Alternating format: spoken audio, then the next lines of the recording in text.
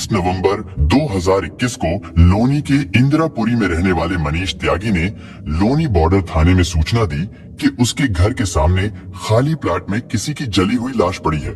सूचना मिलते ही लोनी बॉर्डर थाना प्रभारी सचिन कुमार पुलिस टीम के साथ घटना स्थल पर पहुंचे। वहां पहुंचकर उन्होंने देखा कि वो लाश किसी पुरुष की है।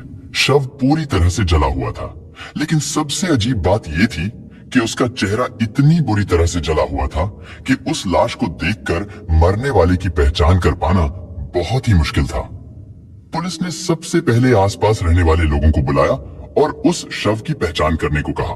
लोगों ने शव के कपड़ों और कदकाठी से उसकी पहचान करने की बहुत कोशिश की, लेकिन फिर भी लोग उस लाश की पहचान ना कर सके, जिस कारण पुलिस को भी इस मामले में कोई सफलता नहीं मिली। इधर सूचना मिलने पर लोनी क्षेत्र के सीओ रजनीश कुमार और एसपी डॉक्टर इरज राजा भी घटना स्थल पर पहुंच गए थे। इसके बाद पुलिस ने उस लाश में एक खास बात ये नोट की कि हत्यारे ने लाश के चेहरे तथा ऊपरी हिस्से को ही जलाने का ज्यादा प्रयास किया था, क्योंकि धड़ से नीचे का हिस्सा और उस पर पहने हुए कपड़े बिल्कुल साफ और सही थे। जब पुलिस ने शव को पोस्टमार्टम के लिए भेजने से पहले उसके पहने हुए कपड़ों की तलाशी ली, तो इत्तेफाक से उसकी जेब से 150 रुपए और एक आधार कार्ड बरामद हुआ। आधार कार्ड मिलने के बाद पुलिस वालों को लगा कि शायद अब इस केस को जल्दी ही सॉल्व कर लिया जाएगा, क्योंकि मृतक की जेब से जो आधार कार्ड मिला था उसके मुताबिक वो लाश 40 वर्षीय सुदेश कुमार की थी। सुदेश कुमार मकान नंबर 331, गली नंबर 4, करावल नगर, पूर्वी दिल्ली का रहने वाला था। इसलिए पुलिस की एक टीम को उत्तर पूर्वी दिल्ली के करावल नगर में उस एड्रेस पर भेजा गया। पुलिस को वहां पर सुदेश की पत्नी अनुपमा मिली। पुलिस ने जब अनुपमा से उसके पति के बारे में पूछताछ की तो उसने बताया कि उसके पति एक दिन पहले ही किसी काम से बाहर गए हैं और अभी तक वापस नहीं आए। लेकिन जब किसी अनहोनी की आशंका में अनुपमा ने पुलिस वालों से इस पूछताछ का कारण पूछा, तो आखिर पुलिस को बताना ही पड़ा कि उन्हें लोनी बॉर्डर के इंदिरापुरी इलाके में एक जली हुई लाश मिली है और उसी की जेब से उन्हें ये आधार कार्ड मिला है, जिसकी वजह से पूछताछ करने के लिए वो लोग उनके घर पर आए हैं। अनुपमा ने बताया कि हाँ, वो आधार कार्ड हमेशा अपनी जेब में ही रखते थे। सुदेश की मौत की खबर सुनते ही अनुपमा दहाड़े मारकर रोने लगी। पुलिस ने कहा कि देखिए, आप रोना बंद कीजिए, क्योंकि मरने वाले की जेब से जो आधार कार्ड मिला है वो आपके पति का ही है। इसलिए पहले आप घटना स्थल पर पहुंचकर शव की पहचान कर लीजिए। ये भी तो हो सकता है जो शव मिला है वो आपके पति का ना हो। इसके बाद एसआई प्रदीप शर्मा अनुपमा और उसके बेटे को अपने साथ लेकर घटना स्थल पर पहुंचे, लेकिन तब तक थाना प्रभारी सचिन कुमार ने एसपी और सीओ उपाध्याय के कहने पर शव का पंचनामा तैयार कर उसे पोस्टमार्टम के लिए भिजवा दिया गया था। एसएसआई प्रदीप शर्मा अनुपमा और उसके बेटे को लेकर वहीं पहुंच गए। उन्होंने जब अनुपमा को शव दिखाया तो अनुपमा उस शव को देखकर फिर से रोने लगी, क्योंकि अब शव की पहचान सुदेश कुमार के रूप में हो चुकी थी और उसकी पत्नी ने ही उसकी पहचान की थी। इसके बाद सुदेश की लाश का पोस्टमार्टम कराया गया और फिर पुलिस ने सुदेश का शव उसकी पत्नी अनुपमा को सौंप दिया। अनुपमा ने उसी दिन शाम के समय अपने परिजनों और जान पहचान वालों के साथ मिलकर सुदेश का अंतिम संस्कार कर दिया। लेकिन अब सवाल ये था कि आखिर सुदेश की हत्या किसने और क्यों की थी, और सबसे अजीब बात ये कि उसके शव को इतनी दूर ले जाकर ठिकाने लगाने और उसकी पहचान को मिटाने का ये जघन्य अपराध किसने किया था। यानी इस केस को सॉल्व करने के लिए बहुत बारीकी से जांच पड़ताल करने की जरूरत थी। इसलिए सीओ रजनीश कुमार के नेतृत्व में एक टीम गठित की गई। इसके बाद पुलिस ने आगे की इन्वेस्टिगेशन शुरू कर दी। इसके लिए सबसे पहले पुलिस ने सुदेश कुमार की कुंडली खंगालना शुरू की, क्योंकि आम तौर पर जब कातिल गुमनाम हो तो अक्सर कत्ल का सुराग मरने वाले की कुंडली में ही छिपा होता है। इसलिए पुलिस ने सुदेश कुमार की पत्नी, उसके बेटे और आस पड़ोस के लोगों से पूछताछ शुरू की। इस पूछताछ में पुलिस को एक चौंकाने वाली जानकारी मिली। दरअसल जिस सुदेश के कातिल को पुलिस तलाश कर रही थी उसके बारे में पता चला कि वो तो खुद भी एक कातिल था और इस समय वो पैरोल पर जेल से बाहर था। दरअसल सुदेश के परिवार में पत्नी अनुपमा के अलावा 2 बच्चे थे, 17 साल का बेटा सुनील और 13 साल की एक बेटी वंशिका। लेकिन उसकी बेटी इलाके के खराब माहौल के कारण गंदी सोहबत में पड़ गई और उसके कई लड़कों से प्रेम संबंध बन गए। सुदेश और उसकी पत्नी ने बेटी को कई बार डांट फटकार कर उसे समझाना चाहा, लेकिन उस पर इसका कोई असर नहीं होता था। और फिर एक दिन ऐसा हुआ कि सुदेश की बेटी एक लड़के के साथ घर से भाग गई, जिसके कारण इलाके में सुदेश की बहुत बदनामी हुई। काफी ढूंढने के बाद बेटी घर वापस तो आ गई थी, लेकिन सुदेश अपने अपमान को भुला नहीं पा रहा था। और इसी अपमान की आग में जल रहे सुदेश ने साल 2018 में वंशिका की हत्या करके उसके शव को मंडोला में आवास विकास कॉलोनी के पास खाली पड़े खेत में फेंक दिया था।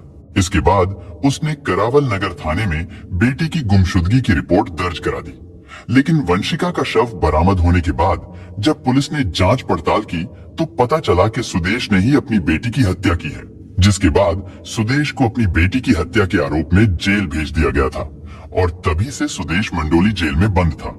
लेकिन जब 2021 में कोरोना की दूसरी लहर आई, तब सरकार ने कैदियों को पैरोल पर छोड़ने का फैसला किया था।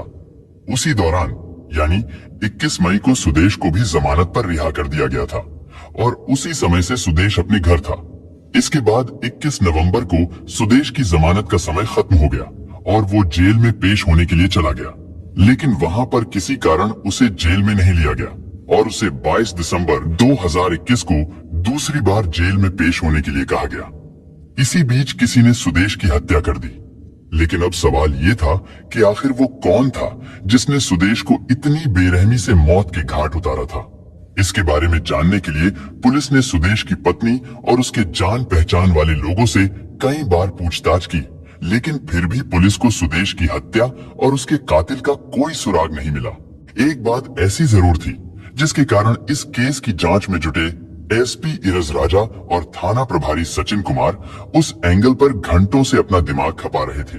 दरअसल गहराई से जांच करने पर कुछ ऐसे सवाल पुलिस के सामने थे जिनका पुलिस को जवाब ढूंढना था, क्योंकि पुलिस को लाश की जेब से सुदेश कुमार का जो आधार कार्ड मिला था उसे लेकर पुलिस इसलिए हैरान थी कि जब हत्यारे ने शव को बुरी तरह जला दिया था तो फिर उसने सुदेश की जेब में आधार कार्ड क्यों छोड़ दिया था, जिसे देखने से लगता था कि शायद ये कार्ड किसी ने आग बुझने के बाद शव की जेब में डाल दिया होगा।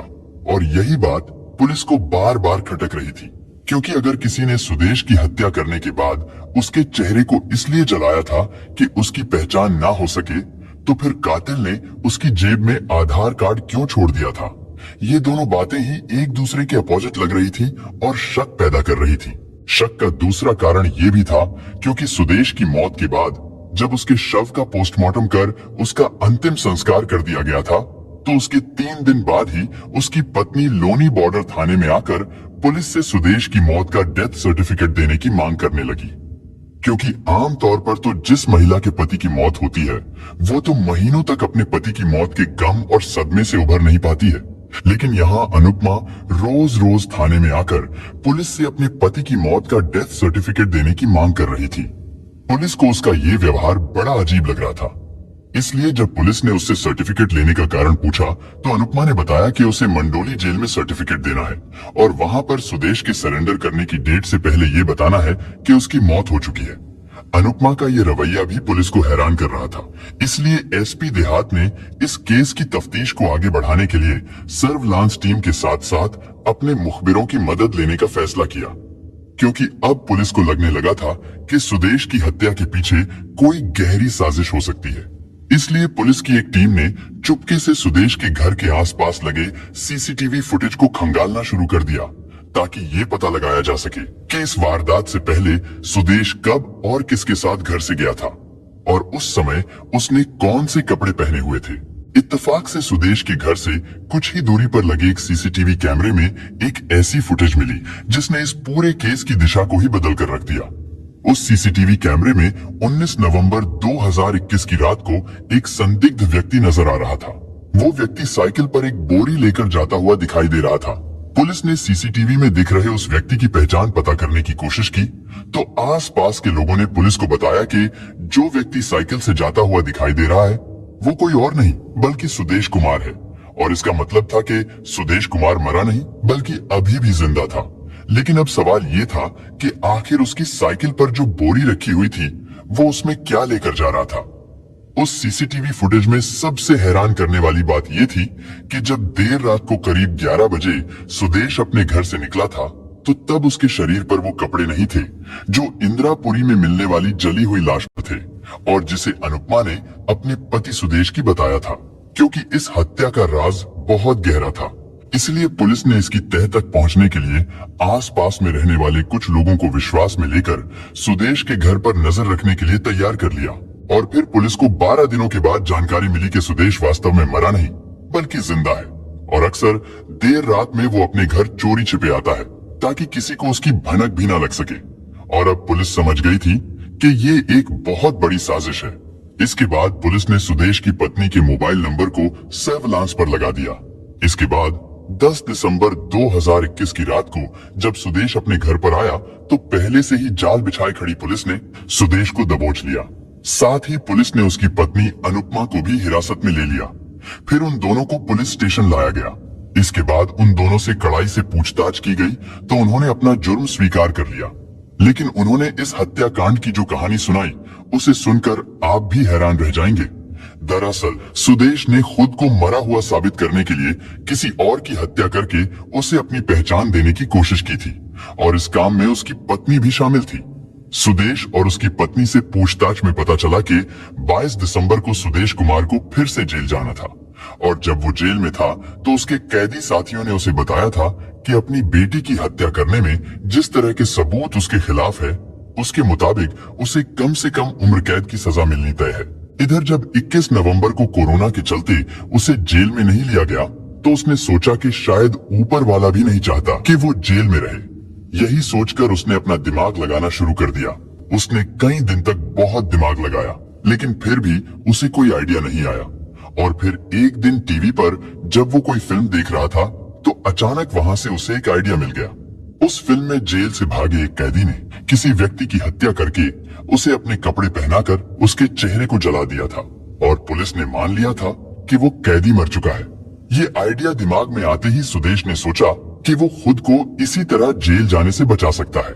इसके बाद सुदेश ने अपनी पत्नी अनुपमा को दिल की बात बताई और थोड़ा बहुत विरोध करने के बाद अनुपमा भी हत्या के इस प्लान में शामिल हो गई। काफी सोच विचार करने के बाद सुदेश और अनुपमा ने इस काम के लिए एक मजदूर का इंतजाम करने के लिए अपनी छत को ठीक कराने का बहाना बनाया।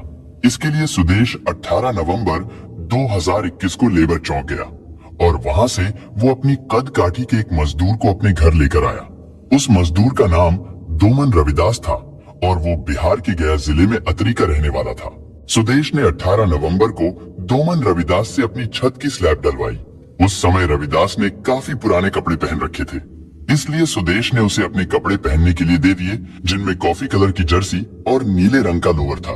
क्योंकि अगले दिन भी काम होना था इसलिए सुदेश ने रविदास को अगले दिन फिर से काम पर आने के लिए कहा। इसके बाद 19 नवंबर को दोमन रविदास उसी के कपड़े पहनकर फिर से काम पर आ गया और शाम को जब उसका काम खत्म हो गया तो सुदेश ने शाम को दारू पार्टी के बहाने उसे अपने घर पर ही रोक लिया। इसके बाद उन दोनों ने शाम होते ही शराब पीनी शुरू कर दी। पीने के दौरान सुदेश खुद कम शराब पीता रहा और वो रविदास को बड़े बड़े पैक पिलाता रहा। रात करीब 9 बजे तक रविदास को हद से ज्यादा नशा चढ़ गया था। इधर सुदेश और अनुपमा ने पहले ही सोच रखा था कि अब उन्हें क्या करना है और फिर अचानक सुदेश ने चारपाई के पाए से रविदास के सिर पर ताबड़तोड़ वार करके उसकी हत्या कर दी। साथ ही ये बात उनके बेटे सुनील को पता न चले इसलिए सुदेश ने सुनील को अपनी परचून की दुकान पर बैठने के लिए भेज दिया था। सुदेश ने पहले ही तय कर लिया था कि वो रविदास की हत्या करके उसे अपनी पहचान दे देगा। इसीलिए 2 दिन पहले उसने अपने कपड़े रविदास को पहनने के लिए दिए थे ताकि वो दुनिया की नजरों में खुद को मरा हुआ साबित कर सके। सुदेश और अनुपमा को जब पूरा यकीन हो गया कि रविदास की मौत हो चुकी है तो उन्होंने कमरे को पानी से साफ करके उसके शव को पहले एक पन्नी में लपेटा और फिर उसे एक बोरी में भर दिया। इसके बाद रात को करीब 11 बजे के समय जब उस इलाके में सन्नाटा छा गया और उसका बेटा भी सो गया तो सुदेश बोरे में रखी रविदास की लाश को साइकिल पर रखकर लोनी बॉर्डर थाना क्षेत्र के इंदिरापुरी कॉलोनी में खाली प्लाट पर लेकर आ गया। वहां पर उसने लाश को बोरी से बाहर निकालकर उसके चेहरे को बुरी तरह से जला दिया ताकि लाश की पहचान ना हो सके। उस लाश को सुदेश ने अपनी पहचान देने के लिए अपना आधार कार्ड रविदास की जेब में रख दिया। इसके बाद प्लान के अनुसार पहले सुदेश अपने घर गया और पत्नी को कहा कि जब पुलिस उससे रविदास के शव की शिनाख्त कराए तो वो उसकी पहचान अपने पति सुदेश कुमार के रूप में कर दे। इसके बाद सुदेश घर से निकल गया। वो चोरी छिपे देर रात को अपने घर आ जाता था और दिन में वो इधर उधर छिपकर अपना समय बिताता था। इसके बाद 10 दिसंबर को जब सुदेश ने अपनी पत्नी को फोन करके बताया कि वो आज रात को घर आएगा, इसलिए घर की लाइट ऑन रखना और अगर सब कुछ ठीक ठाक हो तो गेट पर सफेद कपड़ा डाल देना। इधर अनुपमा का फोन नंबर सर्विलांस पर लगा होने से ये बात पुलिस ने भी सुन ली थी और पुलिस पहले से आरोपी की तलाश में उसके घर पर पहुंच गई थी। इसके बाद लाइट जलाकर गेट पर सफेद कपड़ा डाल दिया और जैसे ही सुदेश अपने घर के अंदर आया तो पुलिस ने आरोपी सुदेश और उसकी पत्नी को अरेस्ट कर लिया। पूछताछ में सुदेश ने बताया कि जेल और सजा से बचने के लिए उसने इस खौफनाक घटना को अंजाम दिया था, लेकिन उसने पहली भूल तो यही कर दी थी कि बहुत प्रयास के बाद भी वो अपनी कद काठी के मजदूर को ढूंढकर नहीं ला सका था, क्योंकि पुलिस ने मंडोली जेल से सुदेश का रिकॉर्ड निकलवाकर ये भी कंफर्म कर लिया था कि सुदेश की हाइट 5 फीट 6 इंच है, जबकि इंदिरापुरी में जो शव मिला था उसकी हाइट 5 फीट 3 इंच थी, यानी उस शव की हाइट सुदेश से 3 इंच कम थी। सुदेश और अनुपमा की प्लानिंग ये थी कि मामला ठंडा पड़ जाने के बाद वो दिल्ली छोड़कर कहीं और चले जाएंगे, लेकिन सुदेश के बिना जले आधार कार्ड और सीसीटीवी फुटेज से इसके अलावा और भी कई सबूतों से पुलिस ने इस केस का खुलासा कर दिया।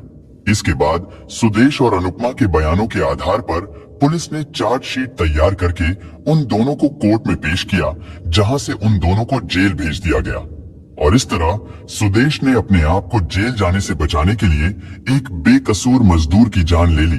दोस्तों, इस घटना को सुनाने का उद्देश्य किसी का दिल दुखाना नहीं है, किसी को परेशान करना नहीं, बल्कि आपको जागरूक करना है, आपको सचेत करना है। दोस्तों, इस पूरी घटना के बारे में आपकी क्या राय है, कमेंट बॉक्स में जरूर बताएं और अगर हमारी मेहनत पसंद आई हो तो इस वीडियो को लाइक करते हुए शेयर भी करें। अगर आपने अब तक चैनल को सब्सक्राइब नहीं किया है तो हमारे चैनल को सब्सक्राइब कर लीजिए। धन्यवाद।